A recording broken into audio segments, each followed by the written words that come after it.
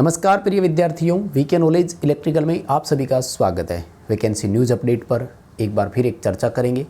अभी लेटेस्ट आज का अपडेट है, राजस्थान के विद्युत विभाग में 1100 पदों पर संभावित भर्ती है, यानी 1100 पदों पर वैकेंसी आने वाली है। मंत्री महोदय के बयान है, पूरी डिटेल से चर्चा करेंगे। कब तक आ जाएगी, कितनी सच्चाई है इसमें, और पदों का वर्गीकरण किस प्रकार से होगा, यानी ITI वालों को इसमें कितने पद मिलने वाले हैं, कौन से निगम में कितने पद होंगे। क्योंकि आपको पता होगा राजस्थान में विद्युत विभाग में 5 निगम है, 3 वितरण के, 1 उत्पादन का, 1 प्रसारण का।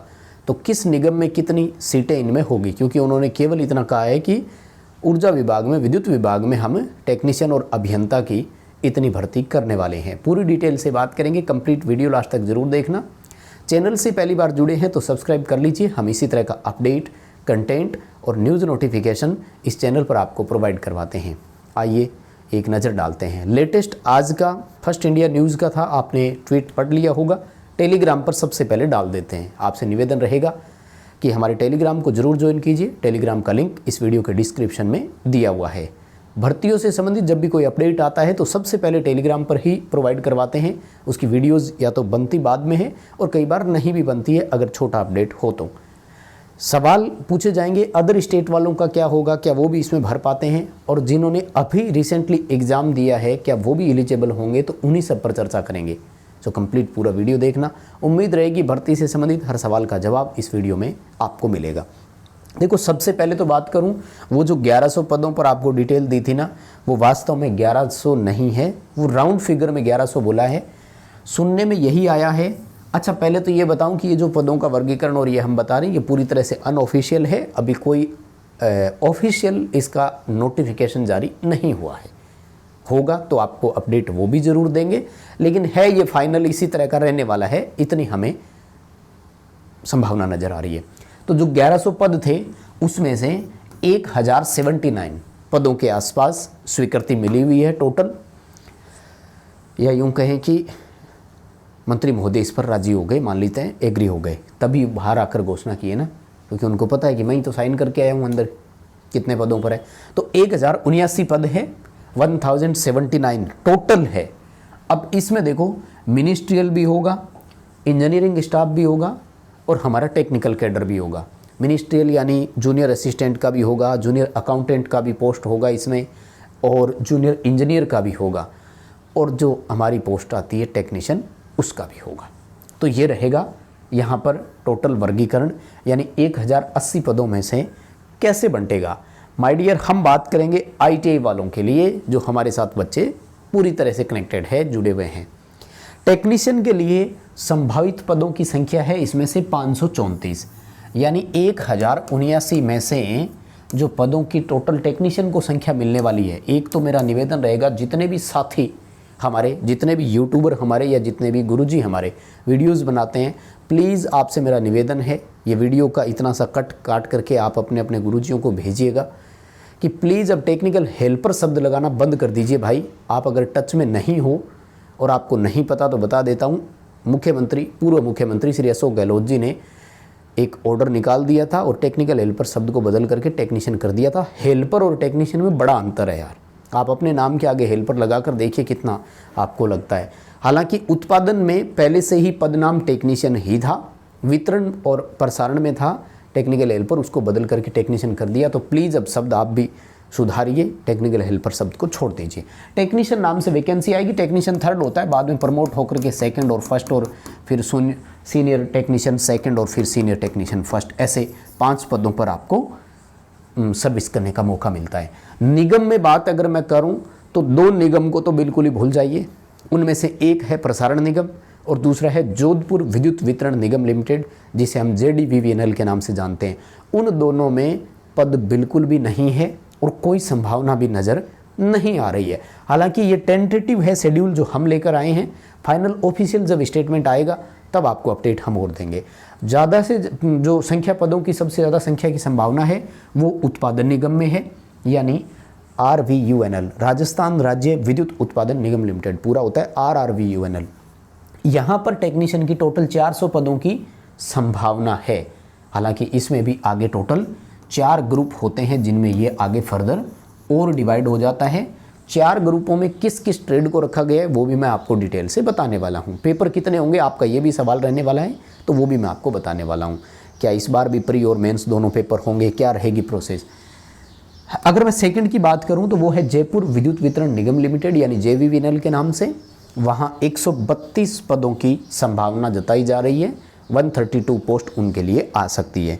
वहीं अजमेर डिस्कॉम की अगर मैं बात करूं यानी AVVNL की, तो यहाँ पर 2 पदों की संभावना है मात्र, और वो भी TSP एरिया की होगी। इतना और बता देता हूँ मैं आपको, नॉन TSP एरिया की यहाँ भी कोई सीट नहीं आने वाली है।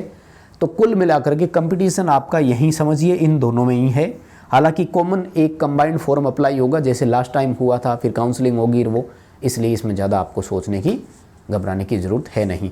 यानी टेक्नीशियन के लिए सबसे ज़्यादा RVNL में ही पदों की संभावना है, प्रसारण में हमें कोई संभावना नहीं लग रही, और JVVNL जोधपुर विद्युत में भी नहीं लग रहा।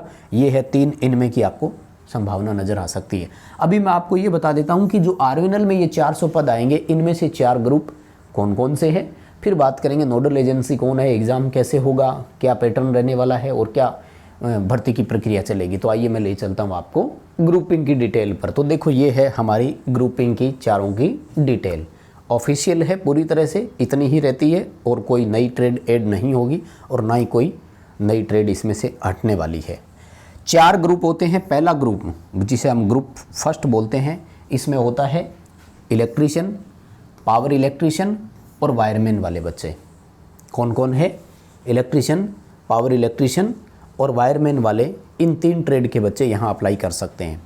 अगर ग्रुप सेकंड की मैं बात करूँ, अच्छा इस फर्स्ट ग्रुप में ना एक और था पहले, SBA, हो सकता है इस बार वो भी दे दे, स्विच बोर्ड अटेंडेड के नाम से होता है। ये भी एक अलग से कोर्स हुआ करता था कोई समय में, अभी तो नहीं है, बंद ही है ये।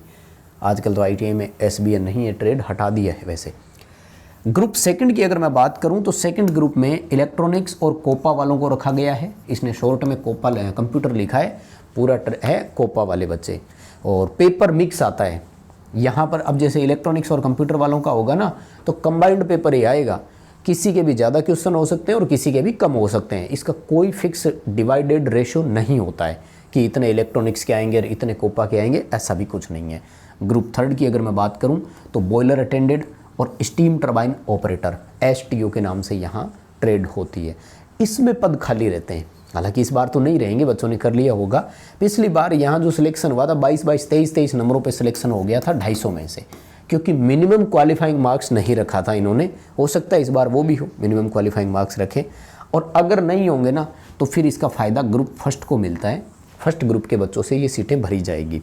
ग्रुप 4 में वेल्डर और फिटर है। अब देखो दोनों को कैसे ऐड करके एक साथ बना दिया। वेल्डर 1 साल की ITI है, फिटर 2 साल की ITI है। वेल्डर वाला बच्चा फिटर वाले सिलेबस को कैसे कवर करे, फिटर वाला वेल्डर वाले को कैसे कवर करे, या तो पेपर ही अलग अलग लेना चाहिए था। खैर कोई बात नहीं, ये है चारों ट्रेडों का सिनेरियो जो मैंने आपको बताया। अब बात करते हैं कि किसके लिए सीट कितनी हो सकती है। ज़्यादा कोई डिवाइडेड सीट मुझे नज़र नहीं आ रही है, क्योंकि यहाँ पर ना सबका बराबर रोल होता है। लगने के बाद सारे एक ही हो जाते हैं। खैर वैसे अलग अलग ले तो रहे, बाद में काम कॉमन ही कराते हैं। कोपा वाले को मैकेनिकल में लगा के रखा होता है। फिर भी ग्रुप फर्स्ट की जो सीट है, ये जहाँ तक मेरा मानना है 180 से 200 के आसपास होगी। इससे ज़्यादा तो संभावना कम ही नज़र आ रही है, क्योंकि टोटल 400 ही है, बाकी सबको 3 को और भी तो देनी है।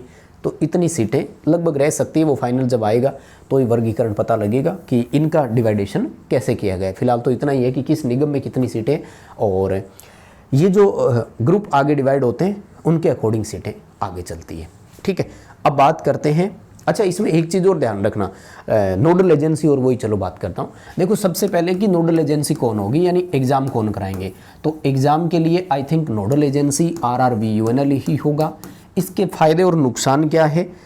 फ़ायदा तो ये है कि भर्ती की प्रक्रिया टाइम पर होती है, एकदम समय पर कंप्लीट प्रोसेस होती है, ये सबसे बड़ी चीज़ होती है। और अब जैसे वैकेंसी करेंगे ना, तो ये लगभग आपको अप्रैल मई के आसपास ज्वाइनिंग दे देंगे सारी। ये अब चली हुई प्रक्रिया 5 से 6 महीने में ये आराम से निपटा देंगे, और हो सकता है तो जल्दी भी करवा दें, फरवरी तक भी हो सकता है कि कर दें। वैकेंसी आएगी कब उस पर डिपेंड करता है। खैर तो सबसे बड़ी चीज़ तो ये है कि इनकी प्रक्रिया बड़ी जल्दी होती है और समय पर होती है। लेकिन ड्रॉबैक क्या है? ड्राबैक ये है कि आरवीएनएल में जब भी वैकेंसी आती है ना, तो यहाँ महिला को अलग से रिजर्वेशन दिया जाता है, यानी वुमेन की सीट अलग होती है। वितरण में किसी प्रकार का कोई रिजर्वेशन नहीं था, तो यहाँ पर फीमेल के लिए अलग सीट होती है, तो वो मेल वाले में से ही कटती है, ये तो आपको भी पता है। तो अलग रिजर्वेशन रहता है, ये वाला चीज़। अब आते हैं पैटर्न पर। देखो आरवीएनएल नोडल एजेंसी है ना, तो ये हालांकि पैटर्न के मामले में या सिलेक्शन प्रक्रिया के मामले में वितरण के नियमों को ही फॉलो करते हैं। जैसे 2011 से पहले इन सब में मेरिट बेस पे वैकेंसीज हुआ करती थी, लेकिन 2011 में पहली बार वितरण ने वैकेंसी निकाली और उन्होंने कहा एग्ज़ाम लेंगे। पहली भर्ती में एग्ज़ाम हुआ, फिर 2012 में 5 कंपनियों में वैकेंसी आई, तो इन्होंने भी एग्ज़ाम लिया। तो अब ये पिछली भर्ती वितरण को फॉलो करेंगे, पूरी संभावनाएं फॉलो करेंगे। नया अपडेट अगर फाइनल नोटिफिकेशन में आएगा तो वो आपके साथ चर्चा करेंगे, लेकिन अभी तो यही संभावना है कि ये भी आपसे प्री और मेंस वैसे ही 2 एग्ज़ाम लेंगे, यानी भर्ती प्रक्रिया वही फॉलो की जाएगी जो 2022 में आपकी पिछली भर्ती में रिसेंट कंप्लीट हुई है, वही वाली फॉलो की जाएगी। फ़ायदा यही है कि समय पर वैकेंसी हो जाएगी और महिलाओं के लिए यहाँ से सीट रिजर्व अलग से रहती है, तो ये महिलाओं के लिए फ़ायदे वाली बात है। अलग से रिजर्व है तो आप उसका जो है वो बेनिफिट उठा सकते हैं। रही बात ये कि अपीयरिंग वाले बच्चे भर सकते हैं क्या? यस, इनको चाहिए कि जिस दिन आपका सीबीटी एग्ज़ाम होता है ना, वैकेंसी के सीबीटी एग्ज़ाम की बात कर रहा हूँ, उस दिन आपका रिजल्ट आ जाना चाहिए। तो आईटीआई वालों का रिजल्ट तो आज ही आ रहा है, 15 सितंबर रात 10 बजे आईटीआई का रिजल्ट आ रहा है, तो आप सारे एलिजिबल हो जाओगे। आईटीआई ये एनसीवीटी और एससीवीटी दोनों से अप्लाई कर सकते हो, ठीक है ना। कोई अप्रेंटिसशिप, कोई एक्सपीरियंस अलग से किसी प्रकार की क्वालिफिकेशन यहाँ नहीं रखी जाती है। और कुछ बच्चे जो अदर स्टेट से हमारे साथ जुड़े हुए हैं, उनका सवाल आएगा अदर स्टेट वाले, तो अदर स्टेट यहाँ पर ओपन कैटेगरी में अप्लाई कर सकते हैं। ओपन कैटेगरी मतलब अनरिजर्व कैटेगरी की जितनी सीटें होगी, लगभग 40% के आसपास सीटें हैं, उनमें आप कंपटीशन जो है वो फाइट कर सकते हैं। बात करेंगे कि वैकेंसी आएगी कब, बड़ा सवाल इस पर है, आएगी कि नहीं आएगी। देखो, जब विभाग के मुखिया जो मंत्री होते हैं, सबसे ज़्यादा जिम्मेदारी या रिस्पॉन्सिबिलिटी होती है, अगर वो बाहर आकर ऐसी बात बोलते हैं तो हमें कहीं ना कहीं विश्वास तो करना होगा कि हाँ वैकेंसी आ सकती है। आएगी कब ये अब देखने को यही मिलेगा, तो पूरी संभावना है जल्दी आ जाए वैकेंसी। कितनी जल्दी आती है हम सब की किस्मत पर है। लेकिन एक बात कहना चाहूँगा कि अगर आप राजस्थान से बिलोंग करते हैं ना, तो ये साल 2024-25 आपका है। इसके बाद या तो ओवर एज हो जाओगे, नहीं तो अपनी तैयारी का या नौकरी का रास्ता बदल लेना। ये है वो मौका कि अब आप मेहनत कर सकते हो, क्योंकि अभी आपको 3 बड़े डिपार्टमेंट भर्ती देने की संभावना में है। विद्युत विभाग दे सकता है, वाटर वर्क्स के बारे में इन्होंने बाहर आकर के बोला है कि हम 25,000 पदों पर भर्ती करने वाले हैं। अगर 10,000 पर भी आती है तो आएगी तो सही। और तीसरा परिवहन निगम, जिसको हम लोग साधारण भाषा में रोडवेज बोलते हैं। ये 3, क्योंकि इसमें भी चर्चा चल रही है, 1522 पद थे, बाद में कह रहे हैं कि 1100 के आसपास इन्होंने भी स्वीकृति ले ली है, मतलब मिलने वाली है स्वीकृति, इनको भी अप्रूवल हो चुकी है। तो ये 3 डिपार्टमेंट है जो आईटीआई वालों के लिए अभी पूरी तरह से एक उम्मीद जगाए बैठे हैं। और ये है आपका पीरियोडिक टाइम, समय अंतराल मान लीजिए आपका। इस में कुछ कर गए तो कर गए, क्योंकि विद्युत विभाग में तो अगर ये वैकेंसी आ जाती है तो इसके बाद तो वैकेंसी सालों साल तक भूल ही जाना, बहुत रिस्क रहेगी, तो बहुत कम चांस रहेंगे। खैर, बाकी देखते हैं, जब भी ऑफिशियल अपडेट्स आएंगे तो आप तक हम ज़रूर पहुंचाएंगे। वीडियो पसंद आया हो तो लाइक ज़रूर कर देना। बाकी आपकी राय क्या है इन भर्तियों पर, कमेंट करके ज़रूर बता देना। बहुत धन्यवाद।